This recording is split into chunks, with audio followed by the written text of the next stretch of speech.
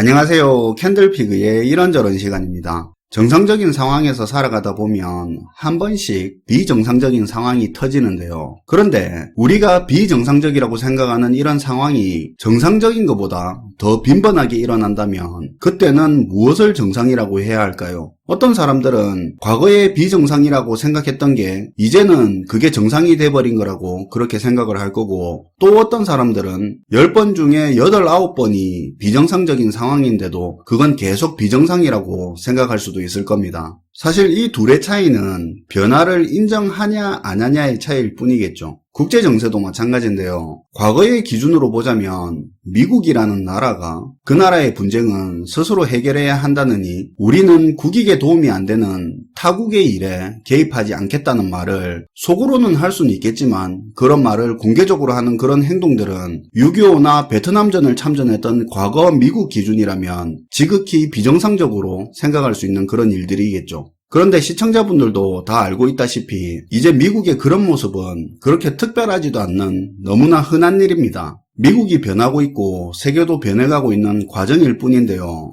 그런 의미에서 오늘은 과거에 왜 미국이 세계 경찰 역할을 했는지, 아니 할 수밖에 없었는지 한번 알아보고요. 변화하고 있는 미국과 어떻게 관계를 이어가야 하는지도 한번 생각해 볼 수 있는 시간을 가져보도록 하겠습니다. 일단 우리는 미국이라는 나라의 습성에 대해서 다시 한번 되새겨볼 필요가 있는데요. 20세기 미국은 세계의 경찰, 자유진영을 보호하고 확대하는데 가장 큰 역할을 했다는 부분은 부정할 수 없는 분명한 사실입니다. 때로는 남의 나라 일에 과도하게 오지랖 넓은 행동을 하기도 했죠. 그런 미국이 21세기 들어 고립주의 중심의 자국 우선주의로 돌아서는 건 어떻게 보면 원래 모습을 찾아가는 거라고 할 수 있는데요. 사실 미국은 역사적으로 보면 오히려 고립주의가 아니었던 시기가 별로 없습니다. 다만 지금 살아있는 대부분의 사람들이 지금까지와는 다른 고립주의적인 미국의 모습에 익숙하지 않을 뿐이죠. 기본적으로 미국은 자체 생산, 자체 소비로 경제를 충분히 끌고 갈 수 있는 나라고, 자원도 풍부하고 더군다나 동서로는 넓은 대양을 끼고 있어서 외부에서 침입이 쉽지 않고, 남북으로는 견제할 만한 그런 적대 세력조차 없어서 기본적으로 과거부터 남의 나라 일에 신경 많이 쓰는 그런 나라가 아니었습니다. 아시다시피 유럽에 세계대전이 일어났을 때도 결국에는 참전을 했지만 초반에는 개입하지 않고 최대한 거리를 두면서 군수물자 수출하는 등 철저히 실리만 챙기는 그런 나라였죠. 그럼 왜 그런 미국이 자기들 돈을 써가면서 세계 경찰 노릇하고 남의 나라 전쟁에 자국 군인들을 희생하고 평화가 유지되도록 중재하는 그런 행동들을 했냐? 미국이 무슨 정의의 사도고 자유를 지키는 투사라서 그랬냐? 당연히 아니겠죠.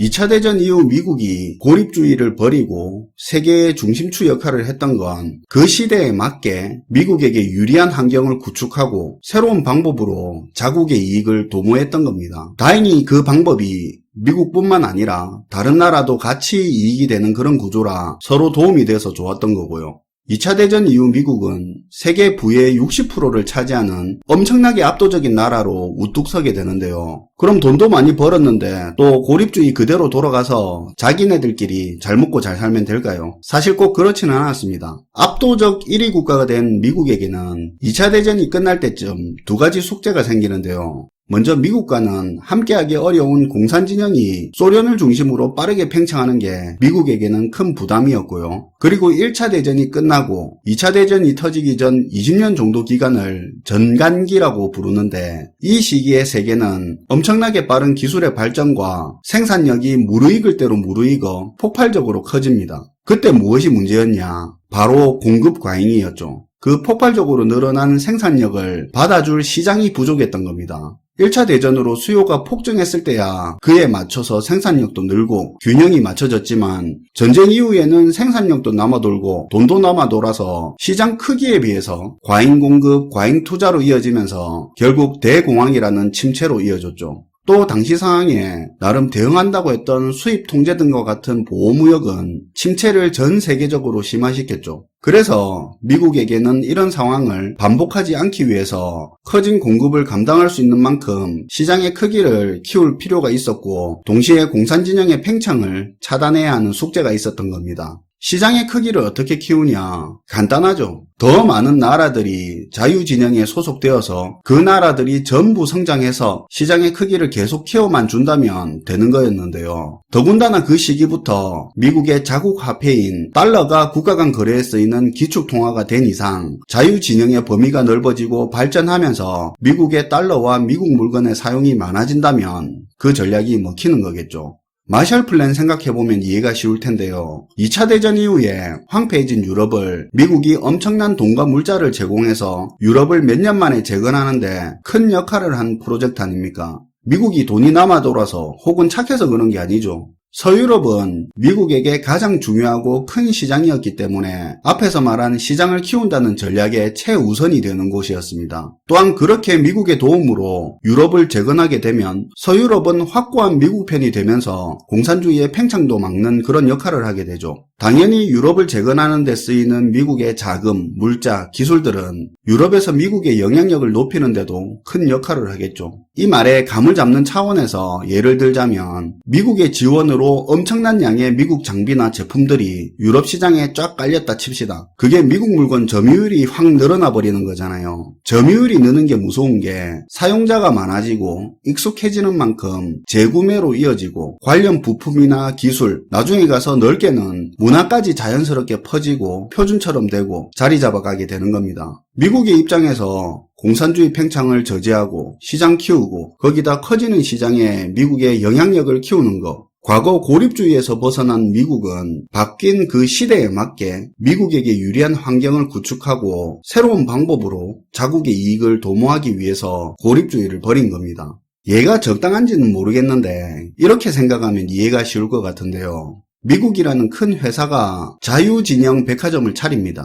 여기에는 여러 나라들이 입점해서 장사를 하게 되는데요. 물론 미국도 입점해서 자기 장사하고요. 어쨌든 입점 업체들이 매출이 늘면 미국도 덩달아 수익도 커지고 입점 업체들이 쓰는 물건이며 식사, 부대시설을 통한 수익도 누릴 수 있는 그런 구조를 갖췄습니다. 다만 이 구조를 유지하면서 미국이 계속 돈을 벌기 위해서는 미국이 해야 할 역할이 있었는데요. 입점 업체들이 장사하는데 쾌적한 환경을 조성해줘야 되겠죠. 백화점 분위기를 해치거나 주변 상점에게 피해를 주는 업체를 제재하고 행패 부리는 손님, 그 안에 소매치기나 불량배 등 자유백화점이 유지되는데 해가 될 만한 것들은 나서서 처리를 해줘야 합니다. 대신 업체들도 의무가 없는 건 아닌데요. 미국이 제시하는 질서에 잘 따라와줘야 되고 물론 약간의 불만이 있을 수도 있지만 윈윈이 되니까 업체들이 잘 따라와줍니다. 그리고 하나 더, 미국 상품권 말고 다른 상품권 가지고 거래하면 안 됩니다. 그 전제하에 그동안 미국은 세계의 경찰 역할을 했던 것, 아니 할 수밖에 없었던 거죠. 자기가 그 역할을 해줘야 안정되게 수익이 유지되고 영향력을 계속 유지할 수 있는 구조니까요. 미국이 자기들의 이익을 위해서 했던 행동인 건 맞지만 그렇다고 미국의 덕을 보고 안정되게 성장한 것도 사실인데 이걸 부정해서도 안 되는 겁니다. 아무튼 과거에 미국이 시장을 넓히고 성장시키는 게 미국을 위해서였고 그것 때문에 세계 경찰 역할도 할 수밖에 없었던 거죠. 그런데 21세기 들어서는 저성장 사회라는 말처럼 더 이상 시장이 커질 만큼 커져서 더 커질 것도 없고 커진다고 해서 과거처럼 미국이 그 혜택을 크게 볼 것도 아니고요. 그리고 그나마 있는 시장조차도 중국을 비롯한 여러 나라들과 나눠 먹어야 하는 구조다 보니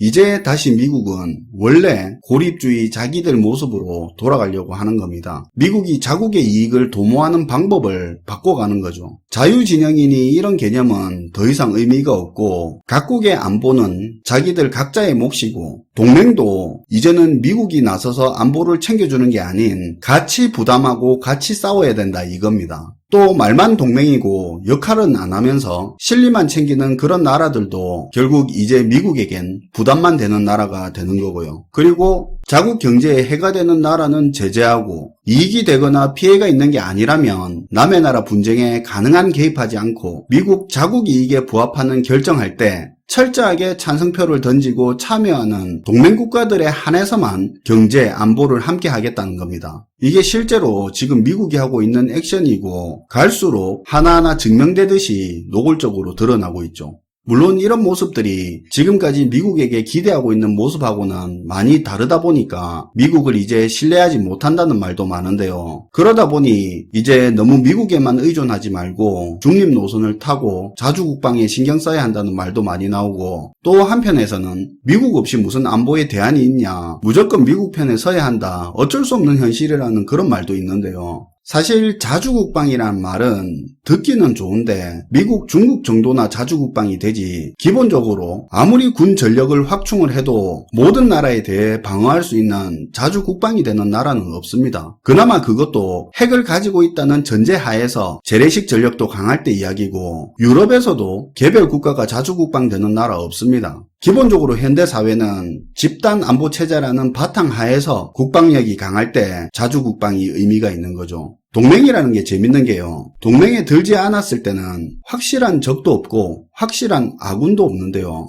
동맹에 가담하는 순간 확실한 적이 생기고 확실한 아군이 생깁니다.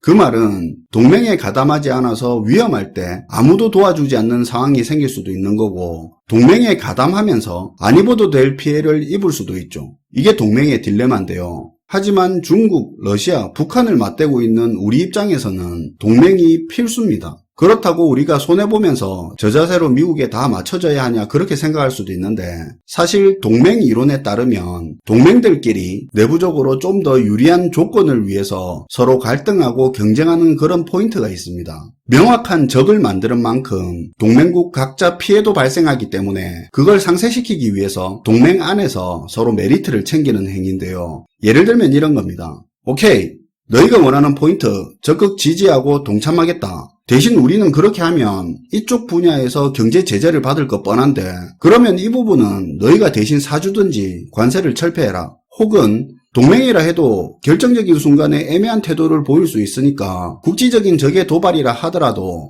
반드시 분쟁지역에 지상군 우선 투입을 약속해라 등등, 동맹끼리 내부적으로 치열하게 조금이라도 자기 유리한 거 챙겨서 동맹을 구성하는 겁니다. 다만 이건 똑같은 동맹의 구성원이라 할지라도 먼저 나서고 적극적으로 나서는 그 나라나 미리 자기 것 챙겨 먹는 거지, 어쩔 수 없이 끌려 들어가듯이 참여하거나 끝에 가서 애매하게 발 담그고 있을 땐 이런 메리트도 없죠. 갈수록 뚜렷한 동맹의 역할을 요구하면서도 갖은 핑계로 개입은 최소화하려는 미국, 또 한편으로 미국이 안보에 절대적으로 필요하지만 적극 참여했을 때 감수해야 할 피해가 많은 한국, 어떻게 하는 게 현명할까요? 여러분의 의견도 궁금합니다. 시청해주셔서 감사하고요. 지금까지 캔들피그의 이런저런 시간이었습니다.